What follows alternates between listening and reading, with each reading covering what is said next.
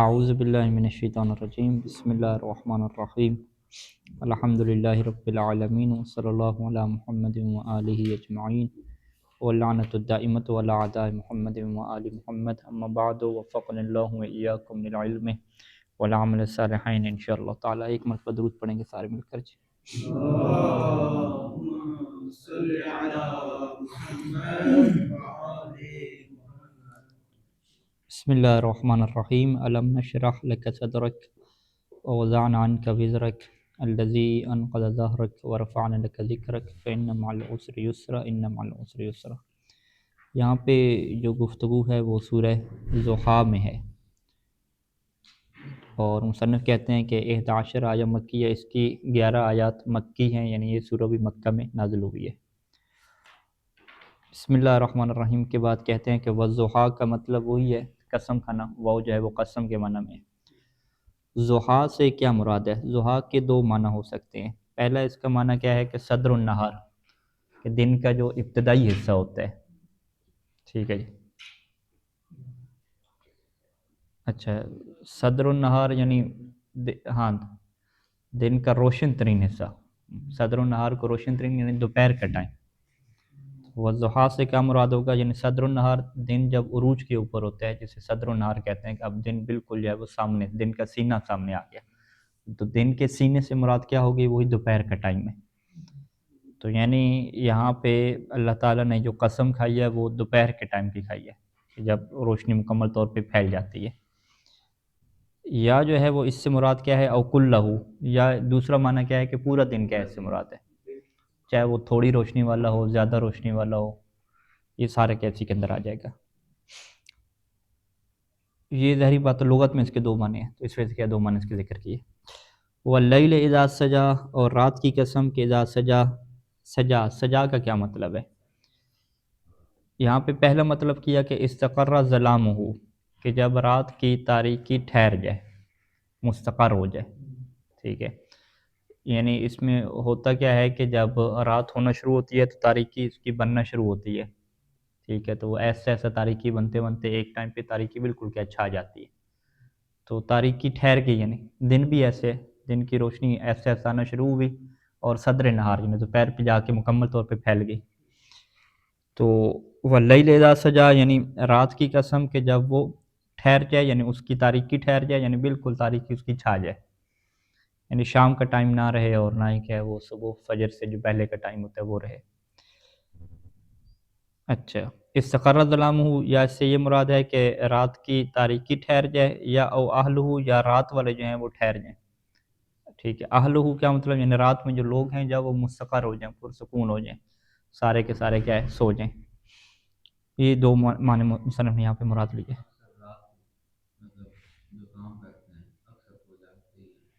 ہاں یعنی ابھی تو حالات تو برعکس ہوتے جا رہے ہیں، ابھی راتوں کو کیا ہے وہ لہٰذا پہلے والا معنی رکھیں کہ جب رات چھا جائے، بندے پرسکون ہوں یا نہ ہوں، ٹھیک ہے۔ تو رات والے اہل مراد نہیں، رات والے سے مراد کیا ہے کہ جو رات کو سوتے ہیں وہ مراد ہے۔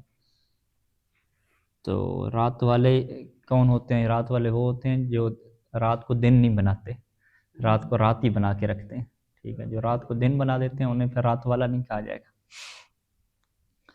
ما ودعک ربک، یہاں پہ آیات کی جو سیاق و سباق ہے، جو یعنی شان نزول کے متعلق ہے، وہ مفسرین نے یہ لکھا کہ مکہ کی زندگی میں کچھ عرصہ تک جو ہے نا وحی آنا بند ہو گئی تھی، یعنی وحی کا سلسلہ رک گیا تھا، تو اللہ کے رسول صلی اللہ علیہ وآلہ وسلم کو اس سے پریشانی جو ہے وہ لاحق ہوئی کہ ابھی تو ہماری تحریک شروع ہوئی ہے اور اللہ تعالیٰ کی طرف سے وحی بھی نہیں آ رہی۔ تو یہ پھر آیت نازل ہوئی تھی کہ ما ودعک ربک، کہ تیرے رب نے تجھے نہیں چھوڑا۔ تو ودع کا مطلب کیا ہے؟ یعنی ما ترک کا، کہ آپ کو چھوڑ نہیں دیا۔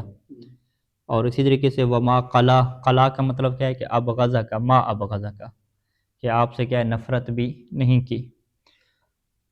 وَلَلْآخِرَةُ خَيْرٌ لَكَ مِنَ الْأُولَىٰ، اور جو آخرت ہے وہ آپ کے لیے بہتر ہے من الاولیٰ، پہلے سے۔ تو یہاں اولیٰ سے کیا مراد ہے؟ مصنف نے یہاں پہ اولیٰ سے مراد لی ہے الدنیا الفانیہ، کہ یہ جو فنا ہونے والی دنیا ہے اس کے مقابلے میں جو مرنے کے بعد ہے وہ آخرت مراد ہے۔ اور کچھ مفسرین نے اس کا معنی وہی لیا ہے جو ظاہر ہے کہ جو آخرت ہے یعنی بعد میں جو آنے والے حالات ہیں وہ پہلے والے حالات سے کیا ہوں گے؟ بہتر ہوں گے۔ تو اولا سے مراد کیا ہے؟ پہلے والے حالات، یعنی جو شروع کی مکہ کی زندگی ہے یہ مشکل ہے، جو آخرت ہے جو بعد میں آئے گی یعنی وہ کیا ہوگی؟ آسان ہو۔ یہ دوسرا معنی بھی ہے جو مصنف نے یہاں پہ ذکر نہیں کیا۔ تو جو آیت کے یعنی سیاق و سباق کو دیکھا جائے اور شان نزول کو دیکھا جائے تو یہ بہتر لگتا ہے، یعنی وہ شروع کے دن تھے تو اس میں پریشانی ہوئی، تو جب یہ آیت نازل ہوئی کہ جو آخرت ہے یعنی بعد کے جو حالات ہیں وہ بہتر ہو رہے ہیں، تو بعد کو جو ہے وہ ہم یہ مراد لے لیں کہ یعنی بعد کے حالات، آخرت تو ویسے ہی بہتر ہے۔ وَلَسَوْفَ يُعْطِيكَ رَبُّكَ، اور ان قریب آپ کا رب آپ کو عطا کرے گا، من الخیر یعنی خیر عطا کرے گا، معلم یعلم کنہا ہو، یعنی وہ ایک ایسی خیر ہے کہ جس کی کنہ معلوم نہیں ہے۔ کنہ حقیقت ایک لفظ استعمال ہوتا ہے، یعنی کسی چیز کی اصل جو حقیقت ہے نا اس کا علم ہونا۔ تو یہاں پہ یعطی کا اور ربک کو اگر نحوی اعتبار سے دیکھیں تو یعطی جو ہے نا، آتا یعطی دو مفعولوں کو چاہتا ہے، یہ ان افعال میں سے ہے کہ جس کے دو مفعول ہوتے ہیں۔ مثلا آتئی تو زیدن مالن، ٹھیک ہے، آتئی تو زیدن مالن میں آپ کیا کہتے ہیں کہ زید جو ہے وہ مفعول اول ہے اس کا، اور مالن کیا ہے؟ مفعول ثانی ہے۔ تو آیت میں کیا ہوا ہے؟ ایک مفعول ذکر ہوا ہے، وَلَسَوْفَ يُعْطِيكَ، یہ کا جو ہے نا ایک مفعول ذکر ہو گیا، آگے ربو کا تو اس کا فائل ہو گیا، تو دوسرا مفعول کہاں پہ ہے کہ اللہ آپ کو کیا عطا کرے گا؟ تو مصنف نے اس کی یوں تفسیر کر دی کہ اس سے مراد کیا ہے؟ اللہ آپ کو خیر عطا کرے گا، ایک ایسی خیر کہ جس کی حقیقت ہی معلوم نہیں ہے۔ تو پھر ہم کیا کہیں گے کہ چلیں آپ نے تو اس سے خیر کا معنی مراد لے لیا، تو اس کو پھر حذف کیوں کیا گیا؟ ٹھیک ہے، مصنف کیا کہتے ہیں کہ حذف المفعول ثانی للابہام والتعظیم، کہ کبھی کیا ہوتا ہے بلاغت کے قوانین کے مطابق مفعول ثانی کو حذف کر دیا جاتا ہے، اور اس کے پیچھے سبب کیا ہوتا ہے؟ تاکہ اس چیز کو مبہم رکھا جائے، اور مبہم رکھنے سے کیا ہوگا؟ والتعظیم، اس کی کیا ہو جائے گی؟ عظمت پیدا ہو جائے گی، یعنی لوگ کہیں گے کہ پتہ نہیں وہ کیا بہت بڑی چیز ہے کہ جو کیا عطا ہونے والی ہے۔ تو اگر وہ ذکر ہو جاتا تو اس کی یہ سسپینس پن اور اس کی جو عظمت ہے وہ اتنی واضح اور اجاگر نہ ہو سکتی۔ تو اسی وجہ سے یہاں پہ مفعول ثانی کو حذف کیا گیا تاکہ اس کی جو عظمت ہے وہ باقی رہے، اور اس کی طرف لوگ کیا ہے متوجہ ہو جائیں، اور ایک طرح کی حالت جو ہے وہ مبہم رکھ کے لوگوں کو توجہ دلانا کیا مقصود ہے۔ فَتَرْضَىٰ بِهِ، یعنی آپ اس کے اوپر راضی ہو جائیں گے، یعنی جو اللہ عطا کرے گا۔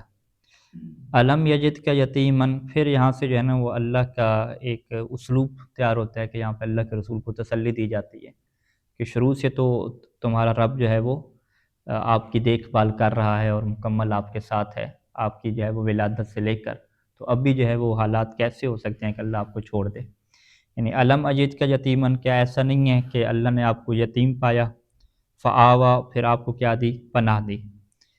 تو یعنی اللہ کے رسول کی ولادت کے وقت کیا تھے؟ ان کے والد نہیں تھے نا، ٹھیک ہے، اور پھر 6 سال کی عمر میں کیا ہے ان کی والدہ بھی چلے گئیں، 8 سال کی عمر میں ان کے دادا بھی کیا چلے گئے، یعنی مکمل یتیم کی کیا زندگی گزری ہے۔ یعنی جب آپ یتیم ہوئے تھے تو فضمہ کا الی جدے کا عبد المطلب، فضمہ کا الی جدے کا عبد المطلب، کہ آپ کو ملا دیا کس کی طرف؟ آپ کے جو دادا عبد المطلب ہیں ان کی طرف ملا دیا، پھر وہ بھی فوت ہو گئے 8 سال کی عمر میں۔ ثم الی عمک ابی طالب، پھر آپ کو آپ کے چچا جو ہیں وہ ابو طالب کے ساتھ ملا دیا۔ فعطفہ علیکہ، اور ان کو مہربان بنا دیا، عطفہ کسی کو مہربان بنا دینا، یعنی جناب ابو طالب کو مہربان بنا دیا علیکہ آپ کے اوپر۔ تو چونکہ اللہ نے جو ہے وہ جناب ابو طالب کو مہربان بنایا تھا، تو اسی وجہ سے جو آوا کی نسبت ہے وہ اللہ نے اپنی طرف دی ہے، آوا یعنی پناہ دینا۔ تو اللہ کیا کہہ رہا ہے کہ آپ کو اس نے پناہ دی، یعنی کس نے؟ جس نے آپ کو یتیم پایا، یعنی ساری بات کس کی ہو رہی ہے؟ اللہ کی ہو رہی ہے۔ تو اب ہم کیا کہیں گے کہ بھئی پناہ تو جو ہے وہ جناب ابو طالب نے دی ہے، تو یہ اللہ کیوں فرما رہا ہے کہ اس نے جو ہے وہ پناہ دی ہے؟ اللہ نے پناہ دی ہے، تو اس کا مطلب کیا ہے کہ فعطفہ علیکہ، کہ حضرت ابو طالب کو مہربان قرار دیا۔ تو کس نے حضرت ابو طالب کو مہربان بنایا؟ وہ اللہ تعالیٰ کی ذات ہے، کیونکہ یہ بات ہمارے لیے واضح ہے کہ جو دل کے جذبات اور احساسات ہیں، وہ جو خیالات ہیں، اس کے اوپر کیا اللہ تعالیٰ کی قدرت ہے، وہ اللہ تعالیٰ کیا ہے نفس لوامہ کے ذریعے سے اور دیگر اچھے جو انسان کی صفات ہوتی ہیں، اچھے اچھے خیالات کو کیا ہے اللہ تعالیٰ کی طرف سے جنم دیا جاتا ہے۔ جبکہ جو شیطان ہے اور جو نفس امارہ ہے اس کی طرف سے برے خیالات کو کیا ہے جنم دیا جاتا ہے. تو یہی تو انسان کی جنگ چل رہی ہے پوری زندگی کہ اس نے اچھے خیالات کے پیچھے جانا ہے اور برے خیالات کے پیچھے نہیں جانا. وَوَجَدَكَ ضَالًّا، اور اللہ نے آپ کو ضال پایا. اب ضال کا یہاں پہ کیا مطلب ہے؟ اس کے بہت سارے لغت میں معنی ہیں. جو ایک ہمارے ذہن میں جو معنی کیا آتا ہے وہ گمراہ ہونے کا معنی آتا ہے، جبکہ یہاں پہ گمراہ ہونے کا معنی نہیں ہے. یہاں پہ لغت میں ایک مطلب کیا ہے، گم شدہ ہونا، کسی چیز کا گم ہو جانا. ٹھیک ہے جی، وہ کیا کہتے ہیں، الحکمت ضالۃ المومن، کہ حکمت مومن کی گم شدہ میراث ہے. ٹھیک ہے، وہاں پہ حکمت کو کیا ضالہ کہا گیا، یعنی حکمت گمراہ کرنے والی تو نہیں ہے نا، حکمت گمراہ تو نہیں ہے، گم شدہ ہے. ٹھیک ہے جی. یا اسی طریقے سے عربی میں استعمال ہوتا ہے کہ جس نے اپنا سامان کیا ہے گم کر دیا ہو، من اضل متاعہ. ٹھیک ہے، یہ ابھی بھی نجف کے بعد اعلانوں میں لگا ہوتا ہے کہ جس نے جو ہے وہ یہ چیز گم کر دی گئی ہو، یا زال ہو گیا ہو، گم ہو گیا ہو، تو اس کی آپ کیا خبر دے دیں. ٹھیک ہے، تو یہ گم شدہ کے معنی میں ہے. تو اب مصنف یہاں پہ کہتے ہیں کہ وواجدہ کا ضالن، کہ اللہ نے آپ کو گم شدہ پایا، یعنی کیا نبی گم ہو گئے تھے؟ تو کہتے ہیں کہ ہاں، تاریخ میں ایسے واقعات ملتے ہیں. اب مصنف کیا کہتے ہیں کہ وواجدہ کا ضالن فی طریف لکھا ہوا ہے، طریق ہونا چاہیے یہاں پہ، یہ یعنی طریق رستے میں،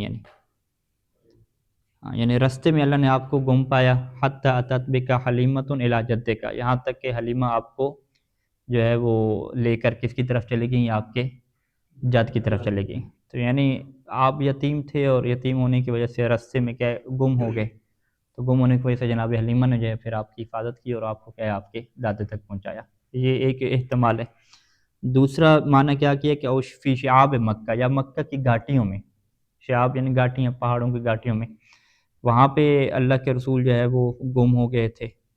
یا تیسرا کیا ہے کہ او فی طریق شام مع عمک ابی طالب، یا شام کے راستے میں جب آپ اپنے چچا جناب ابو طالب کے ساتھ گئے تھے تو وہاں پہ وہ نظروں سے اوجھل ہو گئے تھے اور گم ہو گئے تھے، تو جس کی وجہ سے آپ پریشان ہو گئے تھے جناب ابو طالب. تو یہ جو ہے وہ تین احتمال کے یہاں پہ مصنف نے ذکر کیے. تو واجدہ کا ضالن یعنی آپ کو گم شدہ پایا. ٹھیک ہے، فہدا، تو آپ کی ہدایت کر دی، یعنی اسی نے آپ کی ہدایت کی، یعنی آپ کو ملا دیا، گمشدگی کو ختم کر دیا. اچھا، یہاں پہ ایک اور معنی جو ہمارے استاد نے کیا تفسیر الکوثر میں، انہوں نے کیا گمشدہ کا معنی جو ہے یہ لوگوں کی نسبت سے ہے، یعنی لوگوں کی نسبت سے آپ گمشدہ ہیں، یعنی لوگ آپ کی حقیقت کو نہیں جانتے. ٹھیک ہے، لوگ آپ کو نہیں جانتے تھے کہ آپ اللہ کے رسول ہیں اور آپ کو نہیں سمجھتے تھے. تو پھر اللہ نے کیا کیا، ہدایت کی اس بات کی طرف، یعنی لوگوں کو اس بات کا شعور دے دیا کہ آپ جو ہیں وہ اللہ کے رسول ہیں. ایک انہوں نے یہ بھی معنی کیا. اچھا، فہدا کا مطلب کیا ہوگا، یعنی ہدا کا علاجت دے کا. پہلا معنی وہ گم ہونے کا کیا، تو دوسرا کیا ہوگا پھر وہی گمشدگی کو ختم کرنے کا معنی ہوگا. یعنی پھر اللہ نے آپ کی گمشدگی ختم کی اور آپ کو اپنے جد کی طرف یا او عمے کا یا چچا ابو طالب کی طرف پہنچا دیا. اچھا، اس کے بعد مصنف پھر ضال کا ایک دوسرا معنی بھی کر رہے ہیں. ٹھیک ہے، اوزالن عن المعارف والعلوم فعلمک بالوحی. دوسرا معنی کیا ہے کہ آپ گم شدہ تھے. کس سے گم شدہ تھے؟ لوگوں سے گم شدہ نہیں تھے، بلکہ آپ علوم اور معارف سے گم شدہ تھے، یعنی آپ کے پاس علم اور معرفت نہیں تھی. فعلمک بالوحی، تو اللہ نے وحی کے ذریعے سے آپ کو کیا تعلیم دی ہے. یعنی ہمارا یہ نظریہ اور عقیدہ ہے کہ معصوم کی جو تعلیم اور تربیت ہے وہ دنیا کے کسی غیر معصوم ہستی کے ذریعے سے نہیں ہوتی، یا وہ اللہ کی طرف سے ڈائریکٹ ہوتی ہے، یا اس سے جو پہلے والا امام معصوم ہے یا نبی ہے وہ اس کی کیا کرتا ہے، تربیت کرتا ہے.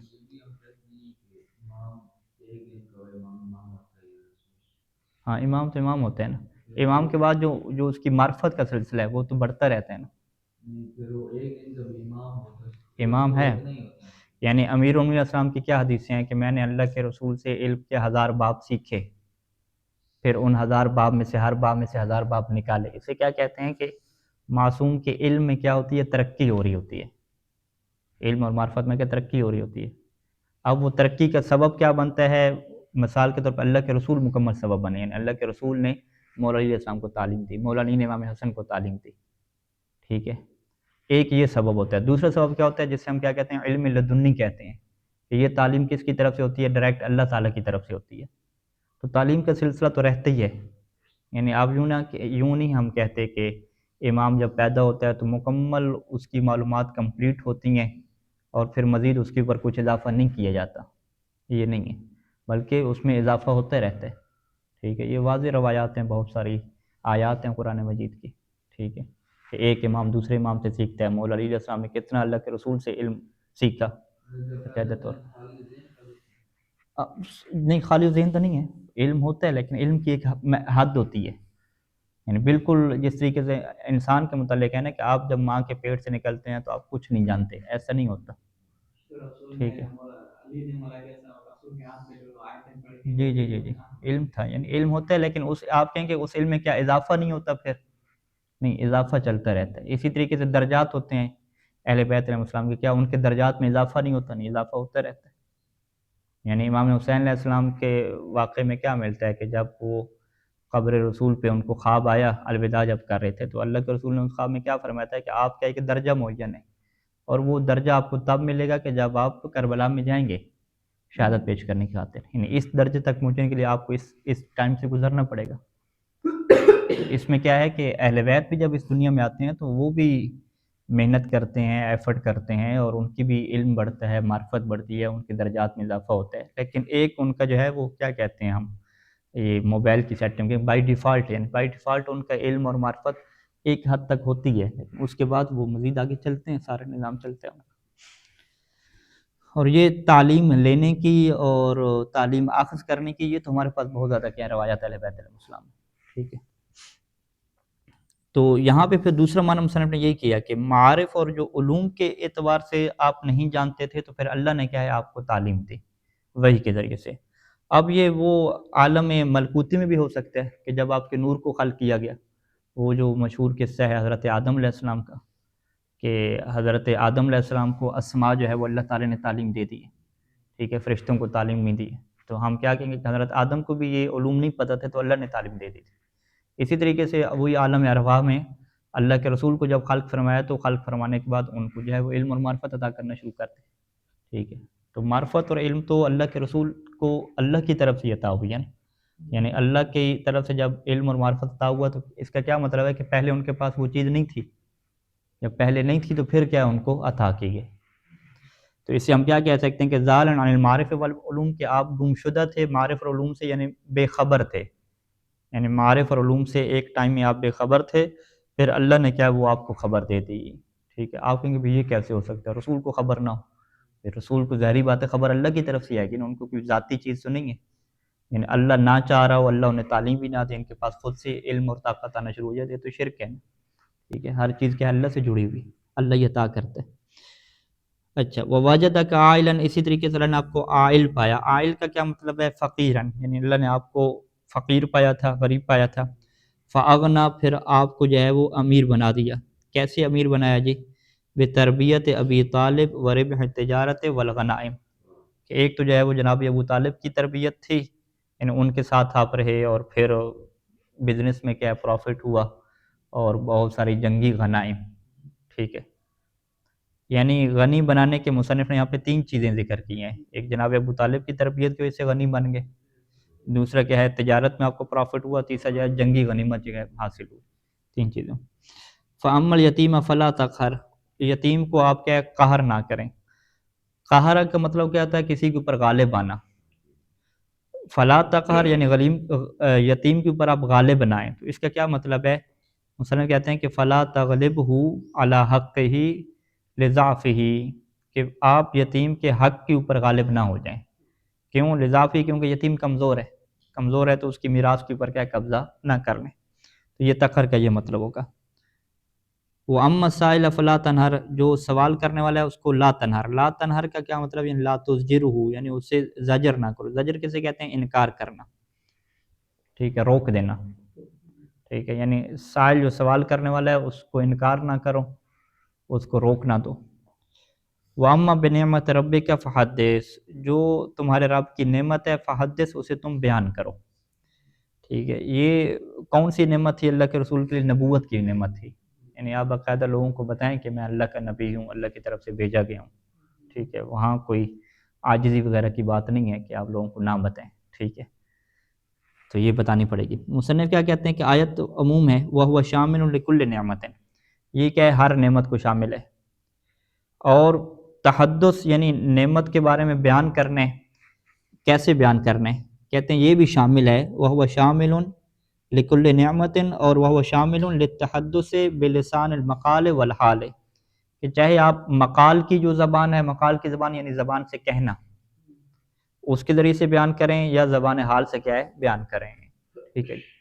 تو اس میں کیا ہوتا ہے، وہ ہم نے کچھ علماء کو دیکھا کہ جب وہ کتاب وغیرہ کوئی لکھتے ہیں یا بڑے دروس وغیرہ دیتے ہیں تو اب اپنی تعریف کرنی ہوتی ہے، ٹھیک ہے، تو وہ پہلے یہ آیت پڑھتے ہیں وَأَمَّا بِنِعْمَةِ رَبِّكَ فَحَدِّثْ، پھر وہ کہتے ہیں کہ اللہ نے ہمیں نعمت دی ہے کہ ہم نے جو ہے اتنی کتاب لکھ دی، اتنے درس پڑھا دیے، تو لہٰذا ہم جو ہے وہ یہ بات بیان کر رہے ہیں، یعنی اللہ کی نعمت کو ہم زبان سے بیان کر رہے ہیں۔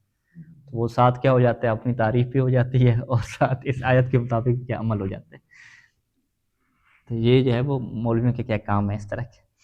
تو بہرحال یعنی ہاں جی جی، کون سے موقع پہ؟ یہ جب پوچھا گیا کہ آپ افضل ہیں یا انبیاء علیہ السلام، اچھا اس ٹائم پہ تو وہی یعنی اس آیت کو پڑھنے میں پھر انسان کی نیت کا بڑا دخل ہے، کہ انسان کی فقط نیت یہ ہو کہ میں اللہ کی نعمت کا اظہار کر رہا ہوں، بس یہ، کیونکہ قرآن کا حکم ہے کہ اللہ کی نعمت کو بیان کر رہا ہوں، اور یہ نیت نہ ہو کہ میں اپنے فضل کو بیان کر رہا ہوں، یعنی بڑا دقیق مرحلہ ہے۔ ایک دفعہ یہ انسان کہتا ہے کہ میں اپنے کمال اور اپنی فضیلت کو بیان کر رہا ہوں، ٹھیک ہے، یہ بات کیا ہے وہ غلط ہے، یہ انسان کی عاجزی کے خلاف ہے۔ انسان کو ہمیشہ اپنے آپ کو کیا ہے کم تر سمجھنا چاہیے، حتیٰ کہ روایات میں کیا ہے کہ انسان اپنے آپ کو دوسروں کی نسبت سے ہمیشہ کم سمجھے، ٹھیک ہے، اور اللہ کی نسبت سے ہمیشہ اپنے آپ کو ذلیل اور کم تر سمجھے۔ اہل بیت نے بھی یہی تعلیم دی ہے، یعنی مولا سجاد کی دعاؤں میں بھی یہی ہے کہ اللہ لوگوں کی نظر میں میرا ایک درجہ بڑھے تو وہی درجہ میری نگاہ میں کم ہو جائے میرے اپنے لیے، ٹھیک ہے۔ یہ یعنی ایک ہمارے پاس چیز ہے کہ جس میں جو کبر اور تکبر کی جڑیں ہیں نا وہ کاٹ دی جاتی ہیں نفس کے اندر سے، وہ ان کو نکالا جاتا ہے، ختم کیے جاتے ہیں، کیونکہ حسد جو ہو گیا اس کی سبب یہ کبر بنتا ہے، غصہ جو ہو گیا اس کا سبب یہ کبر اور تکبر بنتا ہے، اور یہ کہاں سے شروع ہوتا ہے، جب انسان خود کو کچھ سمجھنے لگ جاتا ہے، ٹھیک ہے۔ حتیٰ کہ ہمارے ہاں کیا ہے کہ جو بندہ اپنے نفس کے اوپر بھروسہ کرتا ہے، خود اعتمادی جسے کہتے ہیں، وہ بھی کیا ہے وہ توکل کو چھوڑ دیتا ہے، اسباب کو اختیار کریں گے لیکن بھروسہ اللہ کے اوپر ہوگا، سب کچھ کیا ہے وہی عقیدہ ہوگا۔ تو لہٰذا یہ کیا ہے بڑا ایک نازک مرحلہ ہوتا ہے کہ انسان نے نعمت کا بھی اظہار کرنا ہے قرآن کی آیت کے مطابق وَأَمَّا بِنِعْمَةِ رَبِّكَ فَحَدِّثْ، اور ادھر سے جو ہے وہ تکبر میں اپنے آپ کو مبتلا نہیں کرنا اور اپنی فضیلت کا اظہار بھی نہیں کرنا، یعنی مکمل طور پہ اس کی جو نگاہ یہ ہونی چاہیے کہ اللہ کی نعمت کا اظہار ہو۔ اچھا، اسے کیا کہتے ہیں؟ لسان مقال کہتے ہیں۔ ایک ہوتی ہے لسان حال۔ لسان حال میں کیا ہوتا ہے کہ آپ کے جو جسم ہے اور جو لباس ہے، کھانا پینا ہے، اس میں بھی کیا نعمت کا اظہار ہونا چاہیے، ٹھیک ہے۔ اسی وجہ سے ہمارے علماء یہاں پہ تاکید کرتے ہیں کہ آپ کا جو لباس ہے وہ یہ نہ ہو کہ پھٹا پرانا لباس پہن کے آ جائیں، ٹھیک ہے۔ یعنی شیخ باقر روانی صاحب کیا درس اخلاق میں طلاب سے کہتے ہیں کہ آپ کا لباس صاف ستھرا ہو، پھٹا پرانا نہ ہو، جوتے صاف ستھرے ہوں، پھٹے پرانے نہ ہوں، بال وغیرہ بنے ہوئے ہوں، سب کچھ ہے۔ یعنی ہم تو سستی اس میں کر جاتے ہیں، جو عراقی ہمارے اساتذہ ہیں اور دیگر کو ہم دیکھتے ہیں، یعنی ایسا نہیں ہوا کہ کبھی ان کا خط بڑا ہوا ہو یا بال جو ہے وہ کٹے ہوئے نہ ہوں یا پیچھے سے خط نہ بنا ہوا ہو، ان کی کبھی ہم نے ایسا نہیں دیکھا، اپنے آپ کو مکمل طور پہ مرتب رکھتے ہیں، ٹھیک ہے۔ ایسا نہ ہو کہ جرابیں کبھی میلی پڑی ہوئی ہوں یا جرابیں پھٹی ہوئی پہن کے آ جائیں، نہیں ایسا نہیں ہے، وہ اپنی جو نعمت ہے وہ مکمل طور پہ سیٹنگ رکھتے ہیں۔ کس کی نہیں، عاجزی میں نہیں ہے، یہ اللہ کی نعمت کو چھپانا ہے، اظہار نہیں کرنا، ٹھیک ہے۔ جو قرآن مجید کا کیا حکم ہے کہ اللہ کی نعمت کو بیان کرنا ہے، بیان کریں، نعمت ہے، سب کچھ ہے، لیکن اس کو خرچ نہیں کر رہے، یعنی خرچ کریں، فضول خرچی نہ ہو، ٹھیک ہے۔ اب جو ہے وہ نہ جو ہے وہ داڑھی کے لیے قبلہ صاحب مشین خرید رہے ہیں، ٹھیک ہے، ٹھیک ہے، مشین ضروری ہے وہ اپنی داڑھی وغیرہ سیٹ کریں، نہ اپنے بال بنانے کے لیے خرچہ کر رہے ہیں، نہ کسی سے کہہ رہے ہیں، ٹھیک ہے۔ اسی طریقے سے جو ہے وہ منہ ہاتھ دھونے کے لیے کوئی صابن وغیرہ نہیں خرید رہے، ٹھیک ہے۔ کپڑے استری کرنے کے لیے استری کی ضرورت ہے، وہ نہیں خرید رہے، ٹھیک ہے۔ اس سے کیا ہے کہ کر سکتے ہیں سب کچھ، یعنی موبائل لینا ہو تو اس کے لیے پیسے جمع کر کے لے لیں گے، ٹھیک ہے، لیکن وہ اپنے آپ کو ظاہری طور پہ کیا ہے ایسا بنا کے پیش کریں گے کہ میں کہ جو ہے وہ بہت ہی فقیر ہوں اور زاہد قسم کا انسان ہوں، یہ اس سے زاہد اور زہد نہیں کہتے۔ اللہ کی نعمت کو چھپانا یہ چیز ممنوع ہے، اللہ کی نعمت آپ ہے تو اس کو ظاہر کریں، ٹھیک ہے۔ عاجزی کیا ہے کہ بس وہ یہ یعنی مشکل مرحلہ ہوتا ہے نا کہ اللہ کی نعمت کو آپ اپنا بھی رہے ہیں پھر اس کی محبت بھی نہیں رکھنی، فقط اس لیے کہ آپ کی نیت کیا ہو، قربتاً اللہ ہو، کہ مجھے اللہ نے حکم دیا کہ میں نعمت کو ظاہر کروں، بس یہ خالص نیت ہو۔ ہاں نہیں، وہ ایسا نہیں تھا، جان بوجھ کے نہیں پہنتے تھے، ٹھیک ہے، وہ حالات کی وجہ سے۔ جو امیر القوم ہوتے ہیں نا، جب امیر انسان بن جاتے ہیں، یعنی مولا امیر علیہ السلام کے بارے میں یہ ہے کہ وہ کہتے تھے کہ میں معاشرے کا جو غریب سے غریب بندہ ہے، میں اسی کی طرح اپنے آپ کو رکھوں گا، کیونکہ وہ اس ٹائم پہ کیا تھے، لوگوں کے امیر بن گئے تھے، جبکہ امام صادق علیہ السلام ایسا نہیں تھے، ٹھیک ہے، وہ جو اچھا لباس ہوتا تھا وہی پہنتے تھے۔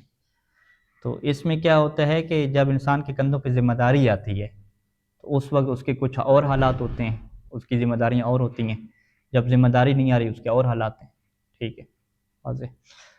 تو بہرحال یعنی انسان کے پاس جو اللہ کی نعمت ہے اسے انسان چھپا کے رکھے، اپنے آپ کو یہ پیش کرے کہ میں تو جی بڑا غریب ہوں، فقیر ہوں، مسکین ہوں، کچھ بھی نہیں ہے، ٹھیک ہے، اس چیز کو جو ہے وہ قرآن نے نفی کی ہے کہ نعمت جو رب کی ہو اس کو کیا ہے بیان کرنا ہے، اس کو سامنے رکھنا ہے، معاشرے میں کیا ہے چلنا ہے اسی کو لے کر ساتھ۔ اچھا جی، اگلی آیت کے اگلی سورہ کی کچھ آیات پڑھ لیتے ہیں۔ یہ سورہ جو ہے وہ علم نشرح لک صدرک ہے، جسے کیا کہتے ہیں، شرح صدر کہتے ہیں۔ بسم اللہ الرحمن الرحیم، سورۃ الشرح 8 آیات مکیہ، اس کی 8 آیاتیں اور مکی ہیں۔ بسم اللہ الرحمن الرحیم، علم نشرح لک صدرک، کیا ہم نے آپ کے لیے آپ کے سینے کو کھول نہیں دیا، کشادہ نہیں کر دیا۔ اب اس کا کیا مطلب ہے، مصنف اس کے کیا کچھ معنی بیان کرتے ہیں۔ پہلا معنی یہ ہے کہ علم نفتح بالنبوت والعلم، کہ کیا ہم نے آپ کے سینے کو کھول نہیں دیا، کیا مطلب کھولنے کا، یعنی نبوت اور علم کے ذریعے سے، یعنی آپ کو نبوت عطا کر دی، علم عطا کر دیا۔ حتی قمت بآباء الرسالت، یہاں تک کہ آپ نے جو ہے وہ رسالت کی ذمہ داریوں کو ادا کیا۔ وصبرت علی الاذی، اور تکلیفوں کے اوپر کیا کیا، صبر کیا۔ یہ پہلا معنی ہے۔ اس سے ہم کیا کہتے ہیں کہ جب انسان نے ذمہ داری لینی ہوتی ہے اور اس کو سنبھالنا ہوتا ہے تو اس کے لیے ضروری ہے کہ اس کا جو دل ہے وہ دل تنگ نہ ہو اس کا، ٹھیک ہے، وہ اپنے آپ کو کیا رکھے، فریش رکھے، مطمئن رکھے۔ دل جیسے تنگ ہو جائے گا، ٹینشن میں آ جائے گا کہ وہ ان ذمہ داریوں کو ادا نہیں کر سکتا۔ فرض کریں کہ آپ کو ذمہ داری دی جاتی ہے کہ آپ ایک ادارے کو سنبھالیں اور علمی والے سے جو بھی ان کے سوالات ہیں، اعتراضات ہیں، اس کا جواب دیں، اور ادھر سے آپ کے خلاف سازشیں بھی ہو رہی ہیں، اس کا بھی آپ کیا مقابلہ کریں۔ تو اس کے لیے آپ کو کیا چاہیے ہوگا، مضبوط دل چاہیے ہوگا، کہ اس دل میں کیا ہونا چاہیے، آپ کے پاس علم بھی ہونی چاہیے، معرفت بھی ہونی چاہیے، اور پھر حکمت بھی ہونی چاہیے کہ آپ دشمن کی سازشوں کی وجہ سے گھبرا نہ جائیں۔ ایسا نہ ہو کہ کوئی 4 بندے آپ کے بارے میں بات کر دیں یا فیس بک پہ کوئی چیز ڈال دیں آپ کے خلاف، تو آپ جو ٹینشن میں آ جاؤ کہ میں نے اتنی جو ہے وہ کام کیے، پھر بھی ان لوگوں کو نہیں سمجھ آتی میں کتنی خدمت کر رہا ہوں، پھر بھی مجھے کہتے ہیں میں پیسہ کھا رہا ہوں، یہ کر رہا ہوں، وہ کر رہا ہوں، یہ ٹینشن میں آ جائے، جواب دینا شروع ہو جائے، ٹھیک ہے۔ اس سے کیا کہتے ہیں کہ بہت سارے پروجیکٹ کو شروع کرنے کے لیے، چلانے کے لیے انسان کو شرح صدر کی ضرورت ہوتی ہے۔ شرح صدر یعنی اس کا دل مطمئن رہے، اور جو لوگوں کی تنقید ہے، کرٹیسزم کس سے کہتے ہیں نا، اس کو برداشت کرنے کا حوصلہ ہو، اس کی وجہ سے انسان کے دل کے اوپر کیا دل تنگ نہ ہو۔ یہ نہیں ہے کہ ظاہری طور پہ کہہ دے کہ جی مجھے اثر نہیں ہو رہا، لیکن اندر سے کیا ہے، اس کو نیندیں اڑی ہوئی ہوں ساری، ٹھیک ہے، ٹینشن میں ہو۔ تو اس کے لیے انسان کو ضرورت ہوتی ہے اللہ کی طرف سے جو پاور ہے نا، کہ دل کے اندر جو اچھے خیالات ہیں اور دل کی جو مضبوطی ہے، یہ اللہ کی طرف سے ضرورت ہوتی ہے۔ تو پیغمبر اسلام کا اتنا بڑا جو ہے وہ شروع ہو رہا ہے پروجیکٹ اور ہدف، کہ وہ جو جاہل ترین لوگ ہیں، سردار لوگ ہیں، سارے جو ہے وہ خلاف ہیں اس کی، پیغمبر اسلام کے، اور باقاعدہ جو ہے وہ ان کے خاندان جو بنو ہاشم ہیں ان کے خلاف ہیں، بالکل جو ہے وہ آپ اکیلے ہیں، پھر مختلف قسم کے تانے اور باقی چیزیں۔ تو اس میں جو ہے وہ لے کے چلنا اپنے ہدف کو، اور اس میں پھر کہنا بھی ہے کہ میں اللہ کا رسول ہوں، پھر اس کے اوپر مزید تنقید ہوگی کہ آپ تو جو ہے وہ علیہ من ذالک کا جو ہے وہ شاعر بن گئے ہیں یا مجنون ہو گئے ہیں، ٹھیک ہے، اس طرح کی تنقید۔ تو اس میں ضرورت ہے ہر بشر کو کہ اس کے دل کو اللہ تعالیٰ کیا کرے، مضبوط کرے۔ تو یہ پہلا معنی ہے کہ آپ کے دل کو کشادہ کر دیا، یعنی اس کو علم دے دیا، اس کے اندر حکمت دے دی، اور اس کے اندر صبر کی کیا کیفیت دے دی۔ یہ اس کا کیا ایک معنی اس کا یہ ہو جائے گا۔ دوسرا کیا ہے کہ او بازالت کل شاغل عن الحق، کہ ہم نے جو ہے وہ آپ کے دل سے ہر وہ چیز زائل کر دی کہ شاغل عن الحق، جو حق سے کیا ہے انسان کو پھیر دیتی ہے، ٹھیک ہے، یعنی دل کے اندر سے وہ جو مایوسی کی کیفیت ہے، اور جو انسان ایک ٹائم پہ آ کے کیا ہو جاتا ہے، کہتا ہے کہ بس یہ کام اب کرنا ہی نہیں ہے، اور وہ حق سے پیچھے ہٹنا شروع ہو جاتا ہے، تو وہ جتنی چیزیں اور جتنے جذبات تھے وہ پیغمبر اسلام کے دل سے سارے نکال دیے، ٹھیک ہے۔ یعنی اب ان کی حالت کیا ہو گئی تھی کہ اب اگر لوگ پتھر بھی مار رہے ہیں پھر بھی وہ اللہ سے یہی دعا مانگ رہے ہیں کہ ان لوگوں کی کیا ہو جائے، ہدایت ہو جائے، یہ لوگ کیا سنبھل جائیں، ٹھیک ہے۔ یعنی وہ فقط زبانی نہیں کہہ رہے، ان کے دل کی کیا ہوتی تھی، آواز ہوتی تھی، یعنی اس کے اوپر منفی نہیں ہے۔ تو اسی طریقے سے آپ اپنے آپ کو دیکھیں کہ لوگ آپ کو جو ہے وہ گالیاں بھی دے رہے ہوں، سب کچھ کر رہے ہوں، اور پھر بھی آپ کیا ہیں، ان کی خدمت کے لیے تیار ہوں۔ یعنی آپ کو ایک بات بتاؤں کہ یہ جو مولانا حضرات مدد کرتے ہیں سیلاب زدگان کی اور باقی جو لوگ زلزلے وغیرہ میں ہوتے ہیں، تو ایسا نہیں ہوتا کہ ان کی تعریف ہوتی ہو اس کے اوپر، بلکہ کیا اس کے اوپر تنقید ہوتی ہے بہت زیادہ۔ تنقید کیا ہوتی ہے کہ جی انہوں نے جو ہے وہ اپنوں کو دیا، فلاں بندے کو نہیں دیا، اس کو زیادہ دے دیا، اس کو تھوڑا دے دیا، فلاں مستحق تھا اس کو دیا ہی نہیں ہے، یہ تنقید رہتی ہے۔ یعنی ایسا ہو ہی نہیں سکتا کہ آپ کو جو ہے وہ کوئی پیسہ دیا جائے، کوئی چیز دی جائے اور کہا جائے کہ اپنے علاقے میں تقسیم کریں اور سارے کے سارے آپ سے راضی ہوں گے، نہیں، وہ ظاہری بات ہے سب کو نہیں ملے گا، کچھ بندے کیا اس میں رہ جائیں گے، جو رہ جائیں گے وہ ایسے آپ کے خلاف باتیں شروع کریں گے نا کہ وہ الامان والحفیظ، ٹھیک ہے۔ تو اس میں ہمارے استاد شیخ انور نفیس صاحب فرما رہے تھے کہ ہم یہ اس لیے خدمت نہیں کرتے کہ ہمیں جو ہے وہ تعریف ملے گی، ہمیں پتہ ہے کہ یہ سارے ہمارے خلاف ہوں گے، ہمیں گالیاں دیں گے، لیکن پھر بھی کیا ہم نے کرنی ہے، ایک لیے سسٹم تو کرنا ہے۔ اسی طریقے سے شیخ محسن نشی مرحوم کے بھی حالات تھے اور باقی بھی ہم حالات دیکھ رہے ہیں۔ اس کا پریکٹیکل صورتحال اس وقت پیش آئی کہ جب انہوں نے جو ہے وہ ہمارے چھوٹے بھائی کو ذمہ داری دی کہ آپ جو ہے نا اپنے علاقے میں یہ کمبل وغیرہ اور باقی چیزیں کیا تقسیم کریں سیلاب زدگان میں۔ اب ان کے پاس ایک چیز آئی تو انہوں نے کہا چلیں جی خدمت کا موقع مل رہا ہے، انہوں نے جب تقسیم کی تو ظاہری بات ہے وہ سب کو نہیں مل پائی، ٹھیک ہے، چیزیں زیادہ تو نہیں ہوتی، جب سب کو نہیں مل پائیں تو اب جو ہے وہ لوگوں نے تنقید شروع کر دی، لوگ خواتین گھر پہ آنے شروع ہو گئے تھے، مولوی صاحب آپ نے ہمیں کیوں نہیں دی، ہمیں کیوں نہیں دی، فلاں کو دی ہے، آپ یہ ہو گئے ہیں، وہ ہو گئے ہیں، فلان ہو گئے ہیں، مکمل طور پہ۔ تو اس نے کہا آج کے بعد میری توبہ ہے کہ میں جو ہے وہ لوگوں کی کیا کروں، خدمت کروں، ٹھیک ہے۔ یعنی بندے توبہ کر کے پیچھے ہٹ جاتے ہیں کیونکہ یہ کرٹیسزم برداشت کرنا مشکل ہوتا ہے، کچھ توبہ کر کے پیچھے ہو جاتے ہیں اور کچھ کیا ہے باقاعدہ اپنے فضائل پڑھ کے اور صفائیاں دینا شروع ہو جاتے ہیں کہ میں نے کیا کیا نہیں کیا، کیا کیا نہیں کیا تمہارے لیے، تمہیں میرا احسان کرنا، کیا احسان مند ہونا چاہیے، شکریہ ادا کرنا چاہیے، ایسا نہیں ہے۔ تو یہ جتنے بھی کام ہوتے ہیں اگر اس کے اندر خلوص نہ ہو نا، قربت اللہ کی بحث نہ ہو تو وہ انسان پھر مایوس ہو جاتے ہیں، حتیٰ کہ جو آپ سیکنڈ میں ایک دوسرے کی خدمت کرتے ہیں، مثلا آپ کمرے کی صفائی کرنی ہے، ٹھیک ہے، بستر ٹھیک کرنے ہیں، برتن دھونے ہیں، ٹھیک ہے، کچن میں آپ کپ چھوڑ کے آ جائے وہ آپ نے دھونے ہیں، تو ایک برادر جو ہے وہ 2-3 دن صفائی کرتے رہے کمرے کی، 4 دن کرتے رہے، اس کے بعد کسی نے اس کا احساس ہی نہیں کیا، ٹھیک ہے، الٹا کسی نے کہہ دیا کہ آپ تو جی قبلہ صفائی نہیں کرتے، آپ تو یہ برتن نہیں دھوتے، اب یہ کیا تپ جائے گا، یہ کہ تمہیں پتہ نہیں ہے میرا میں کتنا کرتا ہوں، گند تو سارا تم پھیلاتے ہو، ٹھیک ہے، اب کچھ اور بھی کہے گا، ٹھیک ہے، جتنا یعنی اس کا ظرف ہے، اس کا مطلب کیا ہے کہ اس کے دل کے اندر جو ہے نا وہ شرح صدر نہیں ہے، شرح صدر نہیں ہے، اور اس نے یہ جو کام کیے تھے وہ اس لیے کیے تھے کہ میں ان کی کیا کروں، مدح حاصل کر سکوں، میں ان کی تعریف کو حاصل کر سکوں، یہ اس کا ہدف تھا۔ اس کا ہدف جو ہے وہ جو صفائی نصف ایمان ہے کہ اپنی جو ہے وہ ایمان کو مضبوط کرنا ہو، یا جو ہے وہ برادران کی خدمت کرنا ہو، انسانوں کی خدمت قربت اللہ کرنا ہو، یہ اس کا ہدف ہی نہیں تھا۔ اس کا ہدف کیا تھا کہ مجھے پروٹوکول ملے، مجھے عزت ملے، مجھے رسپیکٹ ملے، جب وہ اس کو عزت نہیں ملے گی تو اب شرح صدر وغیرہ سارا گیا، ٹھیک ہے، اب جو ہے وہ کہے گا کہ بھئی میں جو ہے وہ طالب علم بعد میں ہوں، پہلے میں ملک ہوں یا پہلے بلوچ ہوں یا پہلے میں فلاں ہوں، ٹھیک ہے، اب وہ ساری جو اس کی جو جاہلیت والی سوچ ہے نا وہ سامنے آ جائے گی۔ تو یہ شرح صدر کی ایشو ہر مبلغ کو رہتا ہے، اور اسی وجہ سے ہمارے یہاں علم کے ساتھ کیا ہے، علم کو رکھا جاتا ہے۔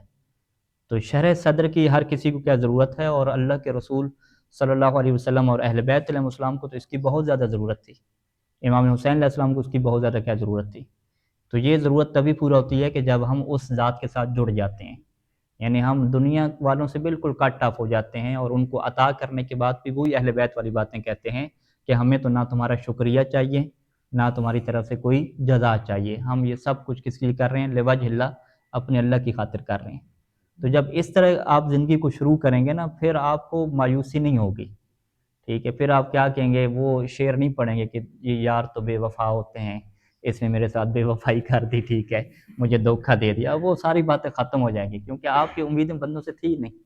اب وہ آپ جو ہے وہ ناکام عاشقوں کی طرح لوگوں کی بے وفائی کو لے کے روتے رہیں، بیٹھے رہیں، ٹھیک ہے جی، لوگوں کو احساس نہیں ہے، کوئی قدر نہیں ہے، آپ ساری زندگی تقریریں کرتے نہیں جی، لوگوں کو علماء کی قدر نہیں ہے جی، یہ جی بالکل عالم کی کوئی قدر نہیں کرتے، بڑے بے حس لوگ ہیں، اب یہ چیزیں آپ کی ختم ہو جائیں گی۔ ٹھیک ہے، قدر نہیں کی انہوں نے، اہل بیت کی کہاں قدر کی انہوں نے، اللہ کے رسول کی کہاں کی، قرآن مجید میں کیا ہے کہ لوگوں نے تو اللہ کی قدر بھی نہیں کی، ٹھیک ہے، تو اب انسان ان چیزوں کو چھوڑ دے گا کہ میری قدر ہوئی یا قدر نہیں ہوئی، وہ اسی کے اوپر فوکس کرے گا کہ بھی میں جو ہدف اور ذمہ داری لے کر آیا تھا وہ میں نے قربت اللہ ادا کی ہے یا ادا نہیں کی، اس کی ٹینشن اپنی ٹینشن ہوگی کہ میں نے اللہ کی اطاعت کے اندر کتنا میں آگے بڑھوں یا نہیں بڑھا، یہ ٹینشن نہیں ہوگی کہ لوگ کیا کہہ رہے ہیں اور کیا نہیں کہہ رہے۔ اسی وجہ سے ہمارے کہتے ہیں کہ ہمارا بڑا مجمع کا ہونا، ٹھیک ہے، مجمع جی ہمارا بڑا ہو، اس کی کوئی حیثیت ہمارے یہاں نہیں ہوتی، لوگ زیادہ کوئی حیثیت نہیں ہوتی، حیثیت کیا ہوتی ہے کہ ہم جو شرعی ذمہ داری ہے اس کو پورا کر رہے ہیں یا پورا نہیں کر رہے۔ مجمع زیادہ ہو جائے تو کوئی فکر نہیں، تھوڑا ہو جائے تو کوئی فکر نہیں، کوئی تنقید کرے تو کوئی ٹینشن نہیں، کوئی تعریف کرے تو کوئی خوشی نہیں، ٹھیک ہے، ساری چیزیں کیا ہے پیچھے ہو جاتی ہیں۔ تو یہ ظاہری بات ہے، اس کے لیے کیا چاہیے ہوتا ہے، شرح صدر چاہیے ہوتا ہے۔ وَوَضَعْنَا، وضعنا کا کیا مطلب ہے، ہٹاتنا، ہٹاتنا کیا مطلب ہے، ہٹا دینا، ان کا یعنی آپ سے ہم نے ہٹا دیا، وزرا کا آپ کے بوجھ کو، وزرا کا کیا مطلب ہے، یعنی حملہ کا ثقیل، جو آپ کا جو حمل تھا نا، یعنی جس کو آپ نے اٹھایا ہوا تھا، ثقیل یعنی بہت جو بھاری پن تھا نا دل کے اوپر، وہ آپ کے ہم نے اٹھا دیا۔ الذی انقض ظہرک، یعنی ایک ایسا بوجھ تھا کہ جس نے آپ کی کمر کو توڑ دیا تھا، یعنی اثقلہ حتی سمع لہ نقیز اے صوتن، ٹھیک ہے، یہ وزر کی تعریف جو ہے وہ لمبی ہے، اس کو پھر اگلے درس میں ہم کرتے ہیں۔ وصلی اللہ علی محمد وآلہ اجمعین۔